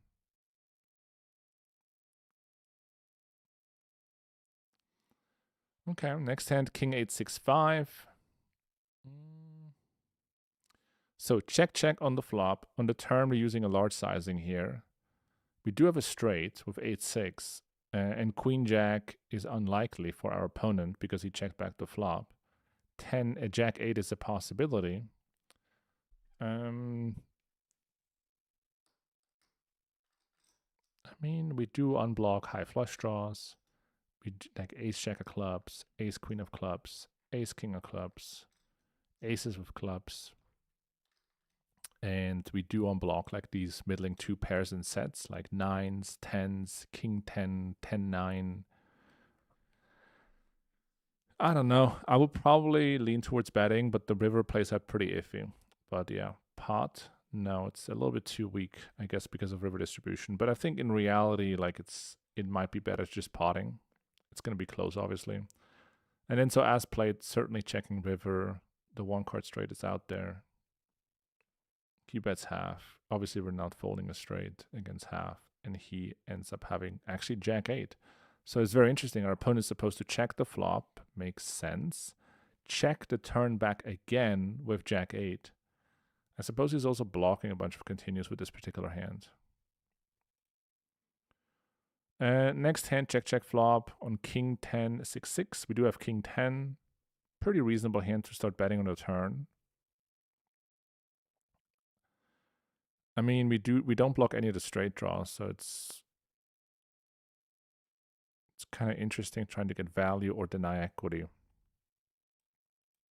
We do bet. Opponent calls. The river is a 5. So now betting again would be pretty thin unless we want to go for third. We can win against ace king, which we block. So it's a third or a check. If we do check, it could also be a check raising hand. Oh, probably check. Oh, we want to go for third. Okay. And now opponent has a boat. Well, that's not great. Next hand, single raise pot, flop goes check, check. Turn is an ace, so we have a set and a nut flush draw. Pretty interesting. Do we want to bet or not? I mean, our hand is pretty strong, obviously. Not quite sure. The ace is obviously strong for our opponent's range. Maybe check. No, strong enough to bet. Pot. Opponent calls. Now on the river, I don't think we have a pot size bet anymore. We lose against ace, ace, and we lose against all the straights. There are 3 straights possible. So I would probably just straight up check, to be honest. Not even, well, I mean, he has some like, could have a hand like ace king or ace 10 with a straight draw blocker. So like third could be interesting, or check. Probably checking. He does have the aces. Okay. Over here we have the mega nuts. However, we also unblock all the sets in 2 pairs. So I think we want to bet. Yeah, I mean, this hand is easy. Just potting river. And our opponent is going to call. He has a straight. How light can we bet the turn there for B33? I missed the comment, unfortunately. We go to the next hand. So we flop the nuts. It goes check, check on the flop. If we want to continuously slow play, I would probably prefer holding some pair blockers. But with this, I probably just bet. Our opponent is going to call. This is going to play easy. But even if our decision is easy, we will see what our opponent is supposed to play. So opponent's supposed to check back the flop, call the turn, and fold the river. Single raise pot, check, check, flop. Turn is the queen of clubs. I think my hand is a bit too weak to bet here. We just check. Our opponent bets half. I mean, now we're in a kind of tricky spot. Probably just fold. Probably just fold. Liberty Poker Club, what's up? Feel free to ask questions in the chat, by the way. I think we just fold. I'm not sure we have a pair and a flush draw, but yeah, it's just a fold. Our opponent shows up with the 5-3-3 deuce. Not very nice. Not very nice, the late c-bet here against us. Very nice turn here. Check, check on the flop. We have ace king 5-3. We can start extracting value betting half or just checking. I almost feel like by not betting, we do leave money on the table because we don't really want to check raise. We want to get multiple bets into the middle, essentially, by the river. I think it's probably best just to do it ourselves. Because check raising the turn and blasting the river is kind of an overplay. By betting the turn, we get called by other flush draws like jacks or tens or spades, by any king. So betting is good. And then on the river, we have the nut flush. We also block the boats. So I would think we're just potting. We block the boats and we have the nut flush. So we clearly want to value bet. It's a sizing question. our hand is too strong considering the blockers and the absolute value to go small. I think we want to go big. So we go big. That's correct. Let's hope he doesn't raise. No, he makes the call and we win. Nice. It's kind of a cool hand. Let's replay this hand. So we bet half on the turn.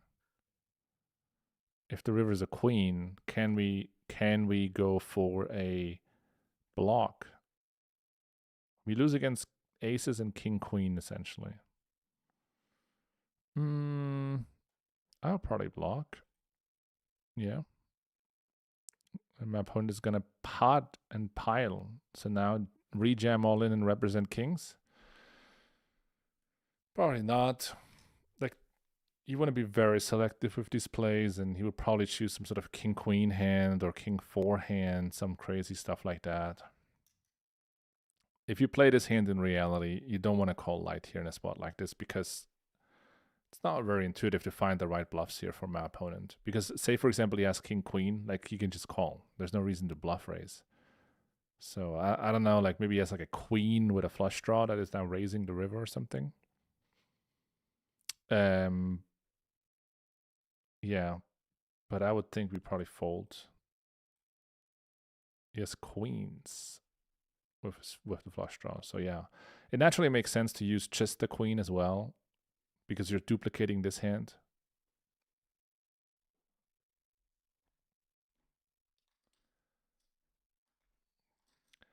Yeah, so we always had turns and rivers, but the trainer specifically has now multi-street capabilities. So you can basically start the training at any node, like flop, turn, or the river, and it plays through the entire hand. So if you want to, in this case, we're training turn probes. So we set up the training in a way where the flop will always go check, check, and then we arrive on the turn. And in this case, we chose random textures, but we can also like define the textures more granularly if you want to. And then so this way you can just train the different nodes that you think you're leaking in. So for example, 3-bet pots on paired boards and how it plays out, or check, check, and the turn brings in the flush, right? So you can really go very specific, which I think is very important when improving, because right now in this particular, like on this stream, I'm just using like different textures and whatnot, but it's sometimes difficult to take away too much if you're combining different topics together. But yeah, you can basically play through the entire hand. The way the mechanism works is your opponent is assigned a certain hand and plays through. We change the algorithm in a way where your opponent will usually continue. So your opponent continues on the flop, I think around 85% of the time, because if you bet and he folds all the time, it's going to be really boring. So you're going to be playing a lot of hands that will reach turns and rivers. And so let's say, for example, in this case, check, check, flop, let's say we bet the turn, we get called here. Like usually we will get called. There are some folds in there. And whenever the hand ends, you can see your opponent's whole cards, and that way you can learn from both perspectives. So in this case, this hand is supposed to check back on the flop and fold a turn. We could also click on this reveal button, and it will change our opponent's whole cards into another hand that will reach the same node and play the exact same way. For example, king 10, 9, 5, checks back turn and folds turn. Checks back flop and folds turn.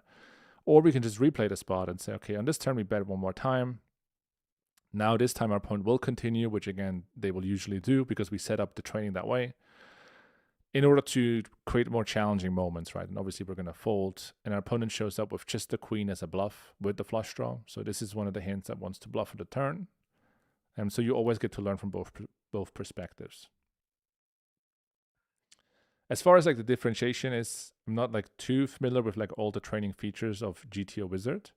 But I would say the most fundamental difference is the way we solve our sims, because even though we looked into the predictive model, so like using a neural network in order to train it and then like train it with proper sims and then have a neural network predict the outcome. The problem in PLO is that we're not at a point where you do get the accuracy or same quality results as you would if you just run a sim properly.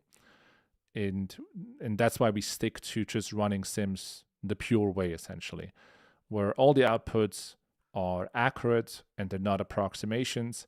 If you do work with approximations, you do get speed, but you lose accuracy, and it's very difficult to know like which output is correct, which combo actually plays a certain way, or which pattern or heuristic is actually a heuristic a solver would follow.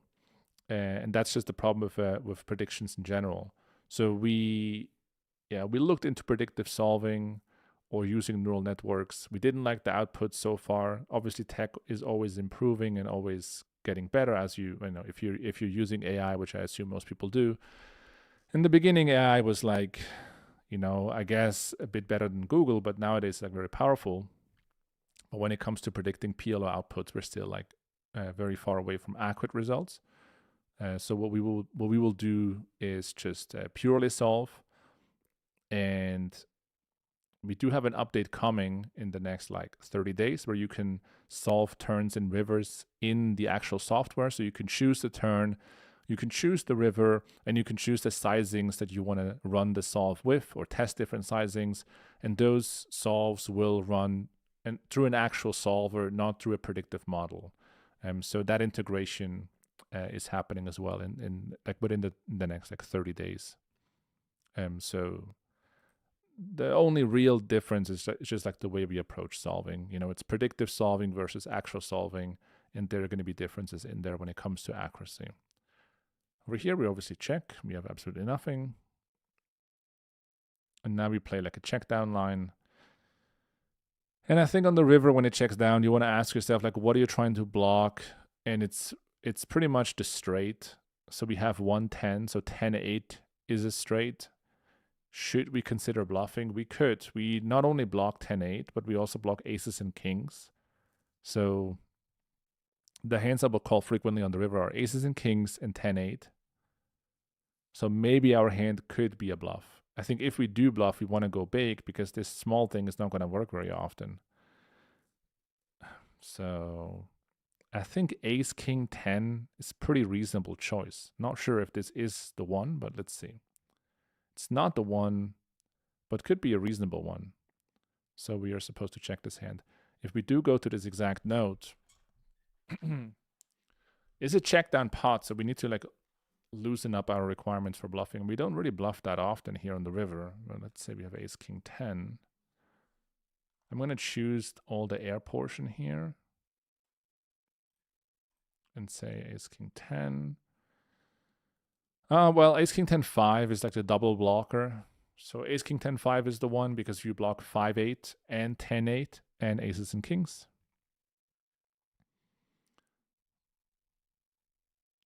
So ace king 10 5 is, you want to have an additional blocker, it looks like, before blasting there. Check, check here. Thank you for the response. Much appreciated. I mean, this is an iffy spot. We face it, the late c-bet. There are a lot of draws out there that will make our life difficult, but I think the solver will probably just choose to call and take it from there. We do call, we river is straight. We don't have any leads here, so we check. And our opponent pots. 2 busted flush draws are out there. We do block ace-ace. He could have queen-queen, but obviously the solver will find plenty of different bluffs. Could have a 10 with, like he could have a hand like a 10 jack with clubs or spades. He could have a bad queen, possibly, that barrels through. So we're going to call. And he has queen 7, so that's not great. He has a boat. However, if we click on this one, we can see other hands. Here he has a boat as well. Here he has a boat. But he's supposed, well, this is a chop actually. He's supposed to bet a straight. And here's a bluff. So he's supposed to bet the turn with queen, jack, jack 3, and then fires the river, even though he does have 2 spades and a club. So blocking the queen, queen, he's supposed to bluff this hand. This is value, value, bluff. So jack, jack, 10-9 is also supposed to bet turn, barrel, river. This is a boat. Queen 10-10 gets there on the river in a nasty way. So he's supposed to barrel turn with 2 flush draws, and then once he pairs up on the 10, he's barreling through and potting as well. So again, even though our decisions are kind of straightforward, we can learn from our opponent's decisions. So we learn also about barreling here in the delayed line. So delayed turn bet and river follow through. Next hand, king through 3.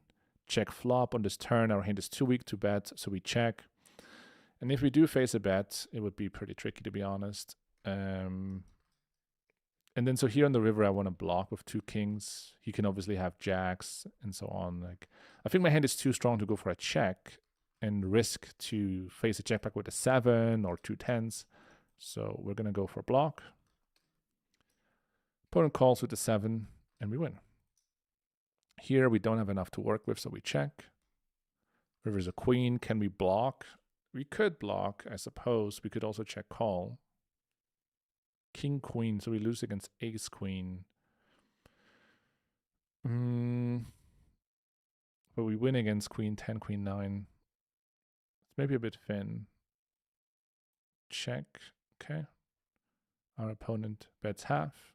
Nice, call. And he has a 5, so we lose. That seems like a solid line. King 9, 8, 5. I think my hand is a bit too weak to bet here. So we check. And then on the river, we probably want to structure the bluffs around the spades. No, this hand would qualify as a block, as a bluff. It doesn't print, but it's supposed to be a bluff. Here we have quite a few draws, so I do like probing the turn. We cannot check call. And then so on the river, we improved our blockers by rivering a 9. We don't really add showdown value, but we do block hands like 8, 9 or 9, 9 of diamonds. And we also block jack 10 with the 10 in our hand. So arriving here on the river, I'm pretty sure solver wants to just pot. We are unblocking aces and kings, which is going to be put into the blender. Like some of those hands will certainly fold. So we just blast it off on the river, and our opponent is supposed to fold the king, king, 5, 4. And if you were to replay this hand, I'm really curious, like if I want to see a couple different rivers, like for example, the 4. I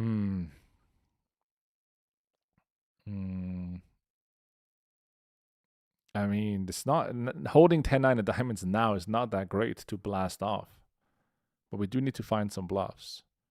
So what argument could we make to call, to bluff? Like we want him to have aces. Well, we want him to have no 8 and no 4. How do we accomplish that? I mean, 9, 7, 5 are pretty nice blockers around the 8 and the 4. Like there's an argument for betting. This one is tricky, but let's pot it. It's not a pot size bet. Let's retry this. Check.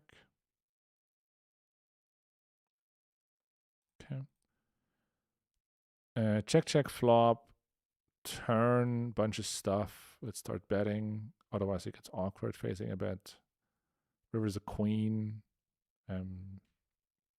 So we're not going to make much money checking, but it's still play. Yeah, 1.5 big blinds. So about 10% of the pot. Here we're blasting. Fold. Makes sense. This is a weird one. So we have the ace of diamonds. So sometimes the solver like bluffs these like future blockers. We can't check call. We could start blasting. The plan would be to keep firing on a diamond. We can improve with a jack a little bit. It's not really helpful though. And the deuce is great. I would never consider bluffing this hand, but it's just the ace of diamonds is a pretty powerful one. So maybe, yes, we are betting. And of course there is a deuce. So now we're just trying to print against the 8. So we're potting. And our opponent hopefully doesn't raise. We get called here by the 4 diamond combo. So this is actually an interesting hand to illustrate another concept, which is you might think that it's very bad to call with 4 diamonds in your hand. But if you reverse it, right, and think, what am I going to bluff with? And the answer is, if I don't have a diamond, I'm much likelier to bluff the river. So him holding a lot of diamonds is actually shifting my range more towards bluffs. If I have a hand like 5, 6, 7, no diamond, I'm going to follow through a lot. If I have a hand like a jack 10, no diamond, I'm going to follow through a lot. So his hand actually shifts me to have more bluffs on the river and becomes a good catcher. So that would be the logic. Here, I don't think we will do anything. We have kings. We win like very little, like one big blind out of 7.5 by checking. And in this case, we also lose against 2 pair. Here, the nut flush draw, I think, is a bit too weak. It's not actually. We are betting. And I mean, it's hard to have nothing on the river when you usually have like 2 pair sets and straights. So we're also unblocking a bunch of like 2 pairs and sets, and they have a hard time calling a river bet. So even though we don't have an 8, if we would have an 8, we very likely would have a straight anyway. So when we bluff the river here, we're not really looking to have an 8. I mean, we could have a queen or a jack as a single block, or like, but I do think that the solver might consider bluffing this hand because you are so low in your range and you unblock all the pairs. So it's not a bluff, but yeah, I mean, it would be interesting, like, what are we bluffing then? I think it's going to be like we have somehow the queen or a jack or an 8. So these are the bluffs. So we would have queen, queen, 8, 8, or queen, 8, 8, deuce. I guess we do have some pocket 8s here. It looks like we have plenty of queen 8, like 2 queens or 2 8 combos. So we don't really have to include this one. Okay. That's pretty fair. Pretty fair. Okay. I would say that is it for today. I'm going to wrap up this little improvement session. We looked into some multi-street training, 3-bet pots to begin with, then single raise pots in the probe turn line. This is pretty much how it works in a nutshell. Make sure to try it out. Obviously, if you have access to PLO Trainer, the exact same functionalities are working for our 5-card trainer. There are also more sims up. So if you head over to our Discord server in the software update section, right? So over here, you can always see Luke posting our updates. So this is the multi-street update that we just had. There's also a video about how it works. Here we talk about how we will introduce turn and river on-demand solving. You're also going to be able to import your Monker solver /MKR files into PLO Trainer, and that allows you to use these cosmetic features that we just looked at. And we have a faster loading times now.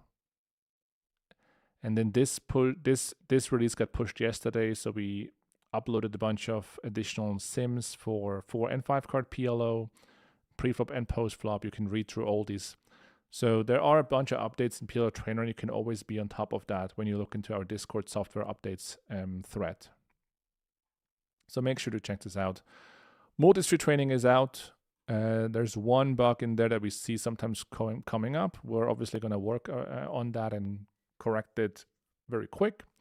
But apart from that, this is going to be it. At the moment, the hands you train multi-street, they will not show up in the dashboard, but this will also be corrected. It takes a bit of different logic, but we will do that as well. So obviously in the dashboard, you can see your progress and the hands you have played. So far, I have 15,000 hands in here. But again, the decisions you've made in the multi-street training are currently not tracked in here, but they will be. And I think we do have the data as well. So they will be imported retroactively into your dashboard.